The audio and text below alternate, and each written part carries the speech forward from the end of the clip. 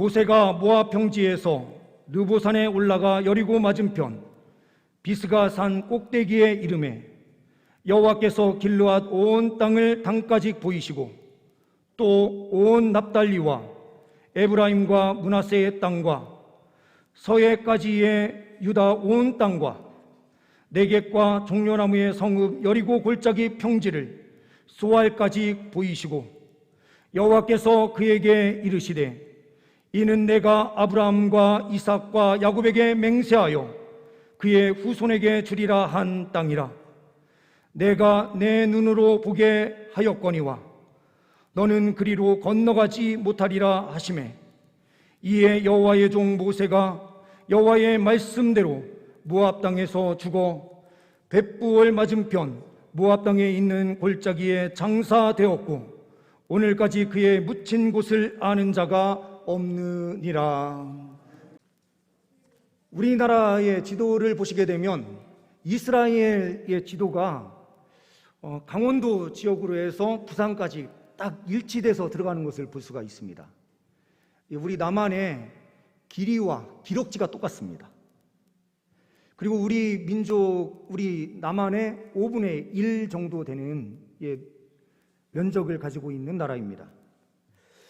왼쪽에 표시를 보시면 비스가산이라고 되어 있는데 오늘 말씀에 비스가 그리고 느보산이라는 표현이 나오고요. 앞장에 가서 보게 되면 이 산 이름이 하나가 더 나오는데 아바림산이라고 하는 명칭이 나옵니다. 이 세 개의 명칭은 한 곳을 뜻하는 명칭이에요. 이 비스가산에서 모세가 올라가서 그 광경을 보게 되는데 남쪽은 네게브라고 하는 남방 지역을 뜻하는 네겝이라고 우리는 성경 말씀에 기록되어 있는데요. 네게브 그리고 소알까지 보였다라고 표현되고 있습니다. 북쪽으로는 북끝에 단 지역이 있습니다. 지난 주일에 보았던 헤르몬산 바로 밑에 바로 이 단 지역이 있는데요. 단에서부터 부엘세바 그러면 이스라엘 민족 전체를 뜻하는데요. 이 부엘세바가 네게브 지역, 네겝 안에 포함이 되는 지역입니다. 그래서 우리나라 말로 하면은 백두산에서 한라까지이라는 표현이 단에서부터 요 부엘세바까지 가면 전체를 포함하는 것입니다. 다음 페이지를 보시게 되면요. 다음 페이지에 2페이지에 보시면 좌측 왼쪽 밑에 이 표시는 지금 이 느보산에 올라가게 되면 각도기가 딱 그려져 있습니다. 이 각도기의 길을 따라서 보이는 곳이 바로 베들레헴일 수도 있고 예루살렘일 수도 있고 여리고일 수도 있고 이렇게 표시가 쭉 되어 있습니다. 단까지요. 그리고 그 위에 보이는 것이 모세 시대에 룻뱀을 들어서 그것을 보는 자마다 살게 되었다라고 하는 말씀이 있는데요. 그 조형물이 여기에 설치되어 있습니다. 그리고 지금 보이는 사진이 이 느보산에서 바라본 이스라엘 땅의 모습입니다. 다음 페이지를 보시게 되면 이것을 조금 더 볼 수 있도록 표시가 좀 되어 있는 부분들이 있는데요. 유다 광야 그리고 여리고 모압 평지에서 이스라엘 백성들이 다 모여 앉아 있었고 모세가 그곳에서 설교를 시작을 해서 3편의 설교를 합니다. 그리고 오늘 마지막 부분에 축복이 끝나고 모세는 느보산으로 올라가게 되는 것입니다. 이 느보산으로 올라갔었던 그 길이 지금 요 길이 이게 좀 이렇게 왔다 갔다 하는 S자가 왔다 갔다 하는 그 길이 아마도 모세가 올라갔었던 길이 아닐까라고 추측하는 것입니다. 내려주셔도 좋습니다. 오늘 우리 유초동부는 예배를 드리기가 좀 어려울 건데요. 이제 집중을 잘하면 오늘 설교가 좀 빨리 끝날 수가 있습니다.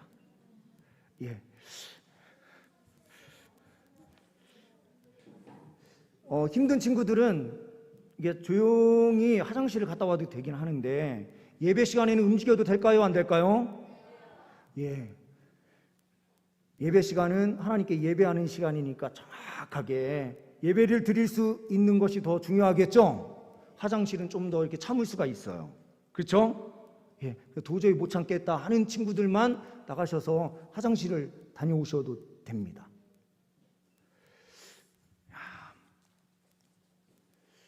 오늘은 우리 아이들을 배려해서 설교를 좀 쉽게 할까 하다가 우리 어른 예배가 어떤 예배인가라는 것을 우리 친구들도 봐야 되기 때문에 어른 예배 그대로 진행을 합니다. 오늘 본문 말씀을 통해서 우리는 첫 번째로 발견하는 것이 무엇이냐? 하나님께서는 우리의 한계를 넘어 꿈을 꾸게 하신다라는 사실입니다. 1절부터 3절 말씀을 우리가 천천히 읽어 내려가면 이렇습니다. 모세가 모압 평지에서 느보산에 올라가 여리고 맞은편 비스가산 꼭대기에 이름에 여호와께서 길르앗 온 땅과 단까지 보이시고, 또한 2절 말씀에 온 납달리와 에브라임과 므낫세의 땅과 서해까지, 이 서해라는 것은 지중해까지 보였다라는 의미입니다. 지중해까지의 유다 온 땅과 그리고 네겝 남방부죠. 그리고 종려나무의 성읍 여리고 골짜기 평지를 소알까지 보이셨다라고 말씀되고 있습니다. 7절 말씀에는 이 말씀이 거짓이 아니라 사실이다라는 사실을 이야기하기 위해서 뒤에 덧붙이고 있는 말이 있습니다. 이렇습니다. 모세가 죽을 때 나이 120세였으나 그의 눈이 흐리지 아니하였고, 눈이 흐리지 않았다라는 것을 강조합니다. 사람의 시력이 어느 정도까지 나올 수 있을까요? 2.0. 2.0. 예, 좋아요. 우리나라의 대부분의 평균이 1.5에서 2.0 사이, 일반인의 시력입니다. 그런데 안경 쓰고 이런 사람들에 의해서 더 많이 밑으로 내려가게 되는데요. 2.0이 넘는 사람들도 우리 한국에 있어요. 그런데 세계에서 가장 시력이 좋은 민족이라고 해야 되나, 아니면 종족이라고 해야 되나, 태국 모겐족이라는 족이 있습니다. 여기는 평균 시력이 9.0이에요. 평균 시력이 9.0이니 매우 눈이 더 시력이 좋은 사람들은 더 좋다라는 거죠. 안 좋은 사람과 좋은 사람의 중간 지점에서 9.0이 나왔으니까요. 그리고 티베트 유목민, 이 사람들의 평균 시력은 5.0. 그리고 우리가 잘 알고 있는 몽골의 유목민은 4.0. 그러면 동물 중에서 가장 시력이 좋은 동물은 어떤 동물일까요? 선준이. 동물. 의준이.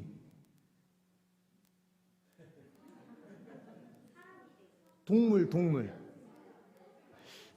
호림이는 모르고 막 일단 손부터 드는 것 같은데. 가장 시력이 좋은 동물은 타조입니다. 타조의 시력이 몇이나 될까요? 비슷해요. 25까지 나온다고 합니다. 사람의 시력이 좋으면 멀리 30km 밖까지 보이는 사람이 있다는 거예요. 사람이요. 그런데 오늘 우리가 말씀을 보았는데 한 대전 정도, 중간 정도에 서서 남방부인 부산, 북방부인 강원도 철원 정도 되는 곳을 대전에서 본다고 그러면 볼 수 있을까요? 없을까요? 없어요? 없어요? 있어요? 그럼 우리 성도님들의 마음은 어떠십니까? 대답은 하지 마시고 마음속으로 한번 생각을 해보십시오. 그러나 오늘 본문 말씀에 중요한 표현이 나와요. 그 중요한 표현은 뭐냐? 1절 말씀을 보게 되면 이렇습니다.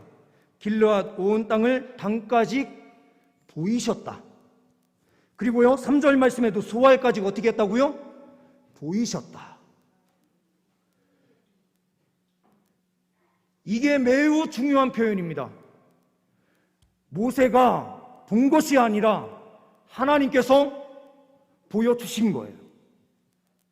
그러면 에스겔서와 다니엘서를 보게 되면 에스겔과 다니엘은 몸은 바벨론 포로 생활을 하면서 바벨론 땅에 있었어요. 그런데 하나님께서 그를 끌어올리셔서 환상 가운데 보이시는 곳이 있는데 그곳은 어딘가? 예루살렘이었어요. 예루살렘에 마치 직접 가서 보는 것처럼 완벽하게 보고 하나님 말씀을 예언하고 그 말씀을 성경에 기록하고 있는 거예요. 하나님께서 보여주시는 거예요. 느보산에서 그 모든 광경을 보는데 일반 사람 같으면 그 끝이 보일 수가 없어요. 이것은 그냥 시력이 아니라 믿음의 시력이에요. 하나님께서 보이시는 시력이요, 하나님께서 열어서 계시해 주시는 시력이에요. 우리는 첫 번째로 말씀에서 묵상하는 것이 무엇입니까? 우리의 한계를 넘어 꿈을 꾸게 하시는 하나님에 대하여 오늘 말씀을 첫 번째로 보는 거예요. 인간의 시력의 한계는 기껏 해봐야 몇 킬로요, 몇십 킬로밖에 되지 않아요. 그러나 하나님께서 보이실 때에는 수백 킬로까지 바깥에 나아가서 볼 수 있는 역사가 펼쳐진다는 것입니다. 우리가 꿈꾸는 꿈보다 하나님께서 꿈을 보여주시고 주님께서 일하시는 그 꿈이야말로 진정한 꿈이 될 수 있다라고 주님께서는 말씀하시는 거예요. 우리 자녀들, 우리 아이들, 우리 인간적인 꿈으로는 상상할 수 없는 꿈들이 성령 안에서 펼쳐지면 놀라운 역사가 펼쳐지는 것입니다. 우리 성도님들도 마찬가지입니다.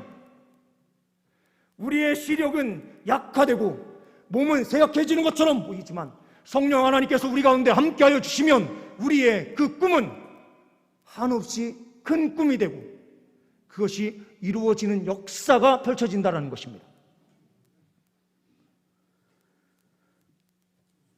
어느 아파치족 족장이 나이가 많게 돼서 더 이상 업무를 수행할 수가 없었습니다. 그래서 후계자를 세우기 위해서 이 아파치족에 있었던 젊은 사람들 가운데 리더로 세우려고 그 선발 과정을 진행합니다. 마침내 어려운 관문을 거쳐서 3명의 젊은이가 통과됐습니다. 체력, 지혜, 리더십 등. 그들에게 마지막 관문 하나가 남아 있었습니다. 그것은 로키 산맥의 최고봉 그 꼭대기에 올라가서 아무런 장비 없이 올라가서 그곳에만 있는 것을 가지고 오는 것이었습니다. 증거물로. 이 3 젊은이는 악전 고투 끝에 그 꼭대기에 올라가서 저마다 하나씩 가지고 내려옵니다. 한 젊은이는 산 꼭대기에만 피는 꽃 한 송이를 꺾어서 가지고 내려옵니다. 그리고 한 사람은 산 꼭대기 맨 위쪽에 있는 붉은 빛이 나는 돌 조각을 하나 가지고 내려옵니다. 그런데 마지막 용사인 한 사람이 오질 않는 것입니다. 그래서 왜 오지 않나라는 생각을 가지고 있었는데 늦게 도착을 해요. 그런데 손에는 아무것도 없는 겁니다. 족장이 화가 나서 묻습니다. 자네는 왜 아무것도 가지고 오지 않았나? 이 사람의 대답은 무엇이었을까요?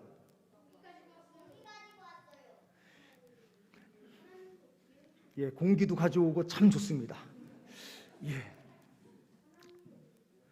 산 꼭대기에서 이 사람은 반대편을 본 것입니다. 반대편의 광경이 어떠한가?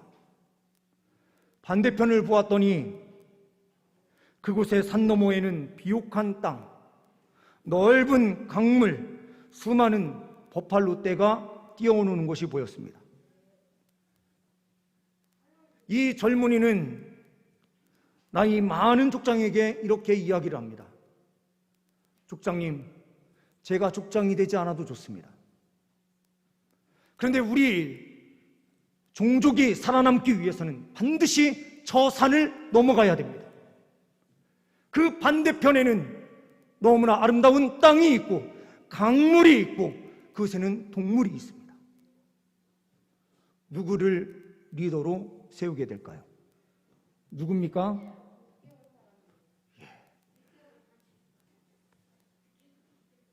중요한 것은 단순히 산 위에 올라가서 목표물만 가지고 내려오는 것이 진정한 것이 아니었습니다.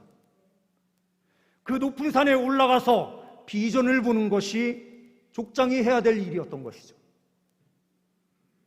하나님께서는 우리를 느보산 위에 올리십니다. 어느 측면에서 볼 때에는 모든 것이 다 포기된 시점인 것처럼 보이는 그때에 하나님께서는 느보산으로 끌어올리셔서 그 땅을 친히 보게 하십니다. 모세는 실패한 인생입니까? 가나안 땅에 들어가지 못했으니 실패한 인생입니까? 아닙니다. 하나님께서 보여주신 그 가나안 땅을 믿음의 시력으로 보았고 그 땅에서 펼쳐질 다음 세대의 영광을 믿음의 눈으로 보았습니다. 우리가 지난주에 보았던 마태복음 17장 말씀, 그 말씀에서 친히 모세와 엘리야가 예수님과 함께 대화를 나누는 그 광경을 친히 보았습니다. 모세는 구원받았을까요? 구원받지 않았을까요? 우리는 이거는 하나님의 권한 안에 있는 결정이긴 하지만 성경에 분명히 예수님과 대화를 나누는 그 천국의 아름다운 광경을 보게 한 장면에서 모세가 나왔으니 우리는 구원받았다라고 분명하게 말할 수 있어요. 성경의 근거에서. 하나님께서 주시는 꿈을 꾸고 믿음으로 달려갈 때 우리는 승리하게 되는 줄 믿습니다. 두 번째로는 하나님께서는 우리에게 한계를 정해주신다라는 사실입니다. 4절 말씀을 보시게 되면 너는 그리로 건너가지 못하리라. 5절 말씀에 모세가 여호와의 말씀대로 모압 땅에서 죽어라고 표현되고 있어요. 우리에게 가장 중요한 한계는 무엇입니까? 하나님의 말씀이에요.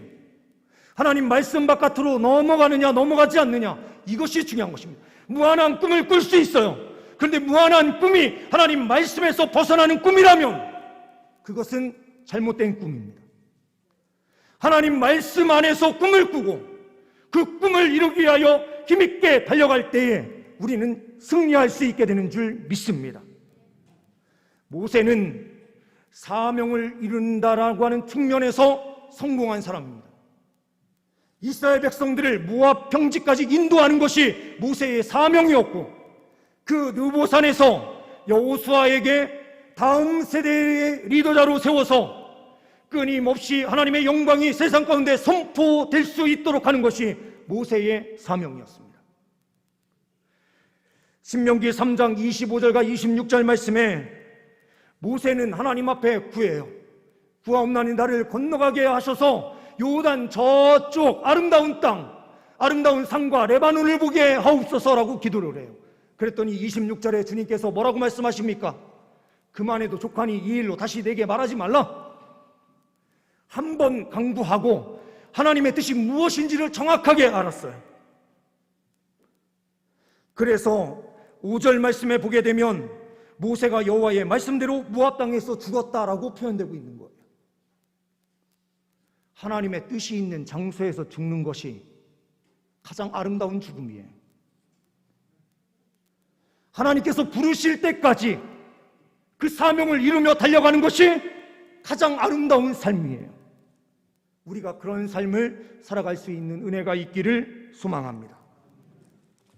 세 번째로는 진행을 하다 보니 시간이 너무 촉박해서 빨리빨리 지나가게 되네요. 세 번째는 하나님께서 사람의 한계를 넘어 영원히 일하신다라는 사실입니다. 6절 말씀에 벳부엘 맞은편 모압 땅에 있는 골짜기에 장사되었고 오늘까지 그의 묻힌 곳을 아는 자가 없느니라.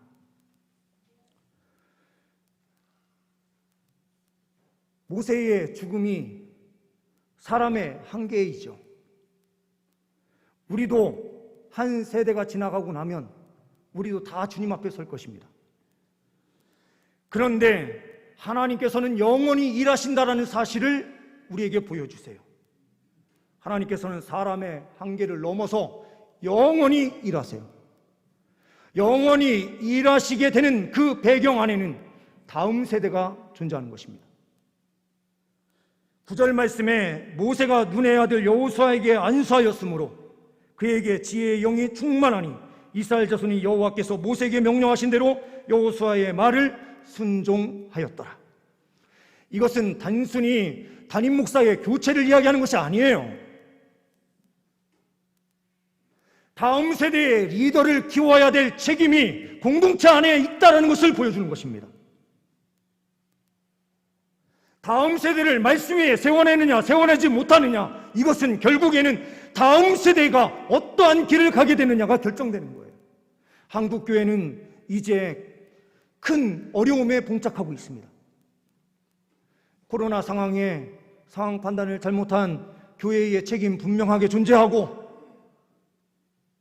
영적으로 깨어있지 못했었던 우리의 모습이 분명하게 존재하니 우리는 회개할 것이 너무나 많습니다. 또한 다음 세대를 위해서 우리가 무엇을 준비하고 무엇을 했는지,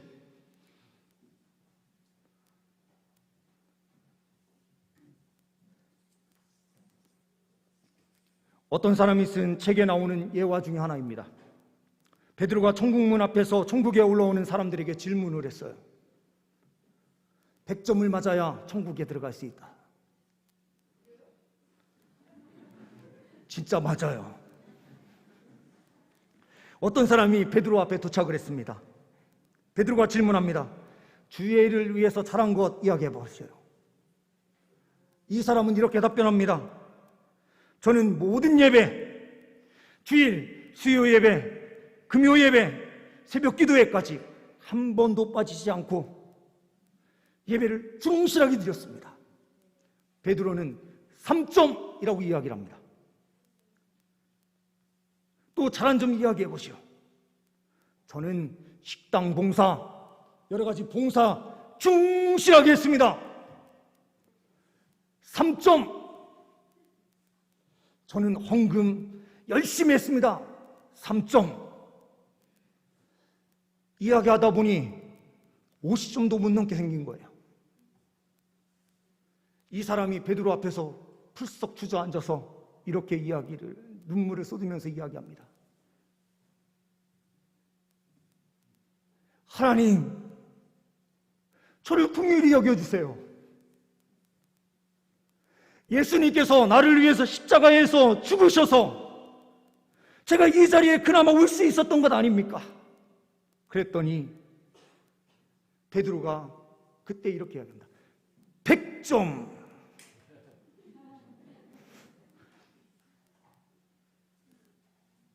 우리의 노력, 우리의 헌신은 예수 그리스도의 보혈로 볼 때에 아무것도 아닌 점수가 돼요. 예수님의 보혈만이 천국에 들어갈 수 있게 하는 능력입니다. 우리의 봉사, 우리의 헌신, 우리의 헌금 생활과 예배 생활, 이 모든 것은 하나님께 감사함으로 하는 거예요. 구원받는 데 있어서는 그것이 조건이 아니라 예수 그리스도의 보혈만이 우리의 저 천국 삶이 보장되는 유일한 길이에요. 예수를 믿지 않으면서 마음에 예수도 없으면서 신앙생활하는 것처럼 그렇게 한다면 그 삶이 올바른 삶이 될 수 있을까요? 사명의 자리에서 죽은 모세가 다음 세대에게 소망을 주는 것입니다. 율법으로는 저 천국에 들어갈 수 없지만 하나님의 은혜로 저 천국에 들어갈 수 있고, 하나님께서 믿음의 눈을 열어주셔서 그곳으로 들어갈 수 있도록 주님께서 인도해 주실 때에 모세도 믿음의 눈을 통해서 그 땅에 들어갈 수 있는 것이다. 모세는 율법을 대표하는 자로 모세가 만약 가나안 땅에 직접 들어갔다면 우리에게는 소망이 없어요. 율법을 다 지켜야만 천국에 들어가고 가나안 땅에 들어갈 수 있다면 우리에게는 소망이 없어요. 하나님께서는 다음 세대에 예수 그리스도를 대표하는 그 모형으로 여호수아를 세워서 그 땅으로 들어가게 하신 것입니다. 하나님께서는 사람의 한계를 뛰어넘어 다음 세대를 세워서 그곳을 정복하게 하고 그 안에 들어가서 영원한 기쁨과 즐거움을 누리게 하시는 것입니다. 다음 세대가 희망이 될 수 있는 이유는 예수님의 길을 따라가는 다음 세대가 주의 영광을 끊임없이 선포할 때에 이 세상도 구원받는 역사가 펼쳐지고 이 땅이 변화되는 은혜의 역사가 펼쳐지는 것입니다. 우리가 다음 세대를 위해서 무엇을 할까? 어떻게 해야 될까? 고민해야 될 시점이 바로 지금입니다. 우리 자녀들 또한 예수님 외에는 구원받을 수 없다라는 사실을 인식하고 예수 그리스도를 믿는 그 믿음으로 끝까지 믿음의 걸음 걸어갈 때에 진정한 승리가 있게 되는 줄 믿습니다. 기도하십니다. 하나님 아버지, 한계를 넘어 꿈꾸게 하시는 하나님의 은혜의 역사가 오늘 이 자리 우리와 우리에게 있게 하시는 줄 믿습니다. 특별히 다음 세대인 우리 어린 심령들에게 믿음의 꿈을 꾸게 하시고 주님께서 기도하는 심령을 허락하여 주시며 기도하며 믿음으로 달려갈 때에 이루어 주시는 역사로 함께하여 주시는 줄 믿습니다. 하나님 아버지, 예수 그리스도의 은혜를 늘 항상 바라보며 하나님께서 말씀하신 그 사명의 자리로 나아갈 수 있는 우리 모두가 되게 하여 주옵소서. 주님께 감사 영광 올려드리오며 우리 주 예수 그리스도의 이름으로 기도하옵나이다. 아멘.